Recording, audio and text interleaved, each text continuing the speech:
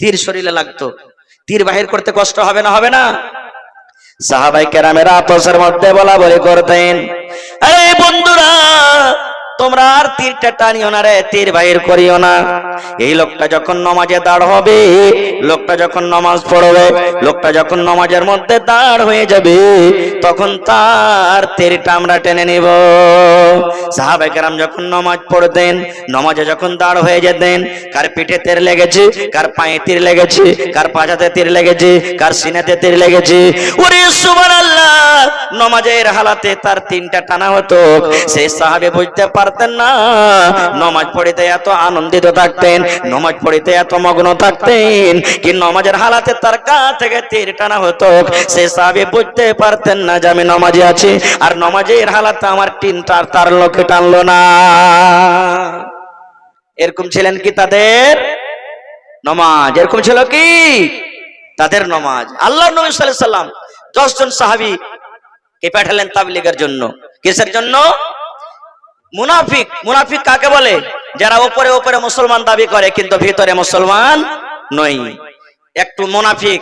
আয়েশা রাসূলকে বলছেন, ইয়া রাসূলুল্লাহ, আমরা নতুন নতুন মুসলমান হয়েছি, কিছু লোক আমাদের সাথে দেন যে আমাদেরকে পড়া শিখাবে, কোরআন শিখাবে। নবীজি 10 জন সাহাবীকে বললেন, যাও তোমরা ওদের গ্রামে গিয়ে তোরাকে কোরআন শিখাবে। চলে গেলেন। যাওয়ার পর রাস্তাতে ওরা সিআইডি রেখেছিল, আরো লোকজন মুশরিকরাকে জমা করে রেখেছিল। মেলায় লম্বা ঘটনা, আমি যাব না ওদিকে। তারাকে মারবো বলে রাস্তা ঘেরাও করলো। 10 জন সাহাবী চড়ে এলেন কোথায়? পাহাড়ের উপরে। পাহাড়ের উপরে যখন চড়লে, নামো থেকে তীর মারতে পারবে না তাদেরকে। এবার বলছে, এই মুসলমানেরা তোমরা নেমে এসো, তোমাদের সাথে ওয়াদা করছি তোমাদেরকে মারবো না, মারবো না তোমাদেরকে। 7 জন এলো না, 7 জনকে মেরে দিলেন। 3 জন নেমে এলেন। 3 জনের মধ্যে একজন হলো কে? খুবাইব রাদিয়াল্লাহু তাআলা আনহু। বাজারে তাকে বিক্রি করে দিলেন। বাজারে একজন মুশরিক তাকে কিনে নিল, কারণ গাজওয়ায়ে বাদরে এই খুবাইব রাদিয়াল্লাহু তাআলা আনহু তার বাপকে মেরেছিলেন, যে আমি খুবাইব কাজকে কিনে নিয়ে যে তাকে কাতাল করব, বাপের বদলা নিব। সমস্ত ডেট ফিক্স হয়ে গেল। হ্যাঁ, আজকে 15 তারিখ, 20 তারিখের দিন খুবাইবকে অমুক ময়দানে সুলিতে চড়া হবে, ডেট ফিক্স হয়ে গেল। এবার খুবাইব রাদিয়াল্লাহু তাআলা আনহু বাড়ির ভিতরে, জেল ঘরে বন্ধ আছে, একটা ঘরে বন্ধ আছে। খুবাইব জানলেন, ওরে আল্লাহ, আমাকে মুশরিকরা মারবে, সুলিতে চড়িয়ে দিবে। এবার খুবাইব রাদিয়াল্লাহু তাআলা আনহু হাত বাঁধা আছে, পা বাঁধা আছে। এবার খুবাইব রাদিয়াল্লাহু তাআলা আনহু বাড়ির লোককে ডাকতে বলছেন, ওরে আল্লাহর বান্দা, ও আল্লাহর বান্দিরা, তোমরা কো আমাকে মেরে দিবে, আমি মরে যাব, দুনিয়া থেকে আমি চলে যাব, পারলে তোমরা একটা অস্ত্র দাও, এখানটা ব্লেড দাও, এখানটা পাথেখুর দাও, যেন আমি নিজের প্রাইভেট পার্টস গুলা সাফ করে নি, আমার বগলটা যেন সাফ করে নি, মোচগুলো আমার বড় হয়েছে যেন আমি কেটে নি, আমার সারামগার গোড়াতে যে চুলগুলো আছে আমি সাফ করে নি, দয়া করে তোমরা এখানটা আমাকে প্লেট দাও, খড় দাও, আমার যেগুলা দরকারি জিনিস আছে সেগুলো আমি পরিষ্কার করে নি, যেন আমি আল্লাহর দরবারে যেন যাই, আমি পাক পবিত্র হালাতে যেন যাই। বাড়ির লোক শুনলো, একটা তাকে সাফ করার জন্য অস্ত্র দিয়েছে। খুবাইব রাদিয়াল্লাহু তাআলা আনহু ওই ঘরের ভিতরে, জেলের ভিতরে ওই চাকু কিংবা ছুরি কিংবা ব্লেড যাই মনে করেন নিয়ে বসে আছে। আর একটা ছোট ছেলে, 2-3 বছরকার ছেলে, হামকুড়া টানতে টানতে টানতে খুবাইব রাদিয়াল্লাহু তাআলা আনহুর পাঞ্জরে গেছেন। আর খুবাইব রাদিয়াল্লাহু তাআলা আনহু বাচ্চাটাকে নিয়ে নিজের কোলে বসে আছেন। আর বাড়ির একটা মহিলা কিন্তু দেখে নিয়েছে যে বাড়িতে বন্দী আছে, আর হাওমাও করে চিৎকার করে নিয়েছে, ওরে আল্লাহ, কি হলো? যা, আল্লাহ কি করলো? ই তো ছেলেটাকে মেরে দিবে, কারণ একে 20 তারিখে ফাঁসি হবে, ই তো আমার ছেলেটাকে মারবে, ছাড়বে না। হযরত খুবাইব বলছেন, বোন রে, তুমি কাঁদিও না, চিন্তা করো না রে বোন, চিন্তা করো না। মুসলমান, আমরা মুসলমান কোনোদিন ওয়াদা খেলাপি করে না। আমরা হলাম আল্লাহর নবীর সাহাবী। আল্লাহর নবী আমাদেরকে ট্রেনিং দিয়েছেন, দিনের শিক্ষা দিয়েছেন। এই জন্য বাবুরে, তুমি চিৎকার করিও না, কান্নাকাটা করিও না।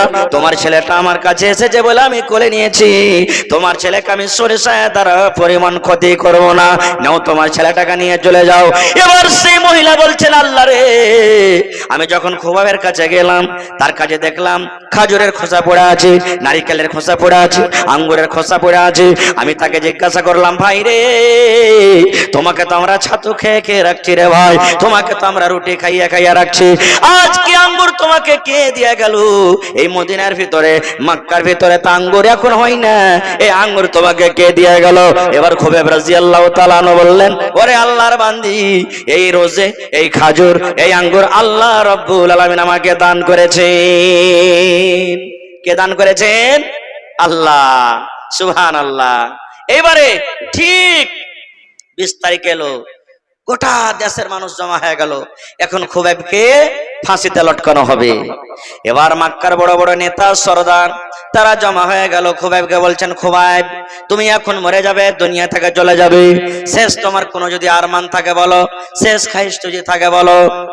আজকে আমরা হইতাম তো কি বলতাম, আরে মক্কার বেঈমান শয়তানেরা তোরা আমাকে মেরে দিবি রে, আমি দুনিয়া থেকে চলে যাব, আমাকে আধ ঘন্টা মতন সময় দে, কিংবা আমার বাড়িতে একটু খবর দিয়ে দে, আমি মায়ের মুখখানা একবার দেখবো, আমার ছেলেটার মুখখানা একবার দেখবো, আমি আমার স্ত্রীর সাথে দুটা গল্প করব, কারণ দুনিয়া থেকে আমি চলে যাব, আর মার সাথে আমার দেখা হবে না, বিবির সাথে দেখা হবে না, ছেলের সাথে দেখা হবে না, মেয়ের সাথে দেখা হবে না। আরে আল্লাহর বান্দা একটুখানি সময় দিয়ে দে, একটুখানি আমাকে টাইম দিয়ে দে, আমার সুন্দর তুলা ফুটফুটে ছেলেটার মুখখানা দেখবো। এ কথাটাই আমরা বলতাম নাকি? কিন্তু আল্লাহর নবীর সাহাবী যখন তাকে জিজ্ঞাসা করা হলো, খুবাইব তুমি তো মরে যাবে, শুলিতে তোমাকে ঝোলানো হবে, শেষ তোমার কোনো আরমান থাকতে বলো, শেষ কোনো তোমার খাবার থাকতে বলো, তোমার আশা পূর্ণ করা হবে, মত ছাড়া তুমি মত থেকে রেহাই পাবে না, এটা বাদ দিয়ে তুমি যা চাইবে তোমার দরকারকে পূর্ণ করা হবে।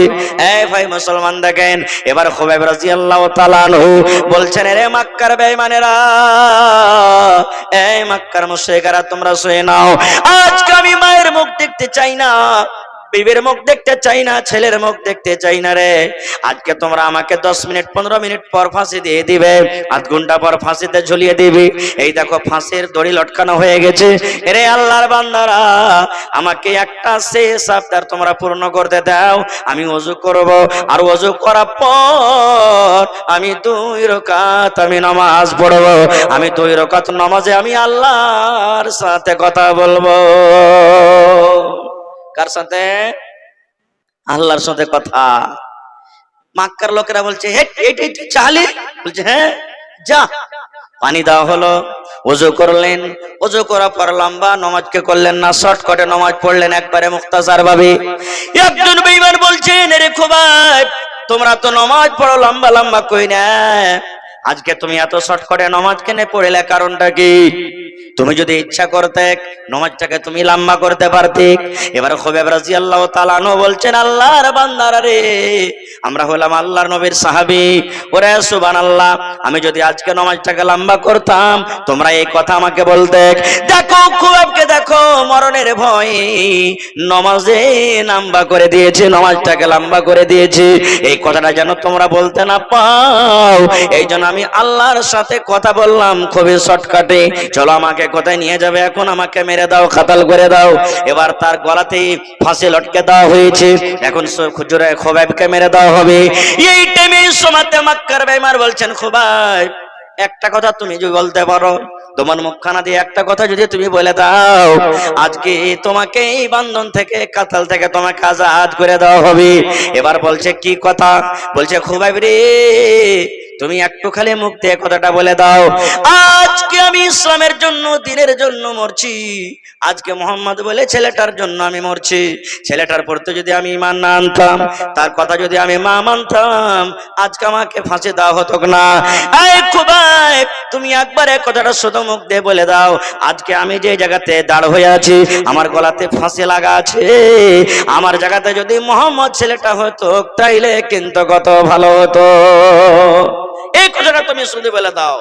যেমন কথাটা বলা, খুবাইবের চোখ দিয়ে ঝরঝর করে পানি ঝরতে লাগলো, আর বলছেন, মক্কার বেঈমান রে, আল্লাহ রাব্বুল আলামিন যদি আমাকে 10 বার দুনিয়াতে হায়াত দেয়, আর 10 বার যদি আমাকে তোমরা ফাঁসি দাও, আর এই বারবার এই কথাটাই বলো, তুমি একবার বলো যেন আমার জায়গাতে নবী দাঁড় হয়ে যায়, এটা বলা দূরের কথা, আমি এই কথা বলতে পারবো না, কি আমার নবীর পায়ে এখন কাঁটা গড়ে যায়। নারে তাকবীর। আমি এই কথাটা বলতে পারবো না, মেরে দিলেন। শেষ আমল হলো কি? খুবাইবের শেষ আমল হলো কি? জোরে বলেন। হায়রে আল্লাহ, বুঝতে পারলেন না? খুবাইব রাদিয়াল্লাহু তাআলা আনহুর শেষ আমল কি? আমাদেরও নামাজ হচ্ছে শেষ আমল নাকি? হয় না? কিন্তু জানাজার নামাজ লোকে পড়বে, আমরা পড়বো না। শেষ আমল তো হয়েছে, কিন্তু লোকে পড়বে, আমরা পড়বো না।